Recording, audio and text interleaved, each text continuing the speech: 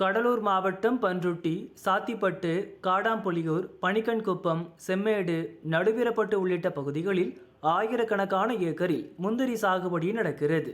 வழக்கமாக ஜனவரி, பிப்ரவரி மாதங்களில் முந்திரி பூக்கத் தொடங்கி ஏப்ரல், மே மாதங்களில் முந்திரி கொட்டைகள் அறுவடைக்கு தயாராகும். போதிய மழை இல்லாததாலும் கடுமையான வெயில் தாக்கத்தாலும் முந்திரி பிஞ்சிலேயே கருகி வீணாகி வருகிறது. இதனால் விளைச்சல் கடுமையாக பாதிக்கப்பட்டுள்ளது. விவசாயிகளுக்கு கடும் நஷ்டம் ஏற்பட்டுள்ளது.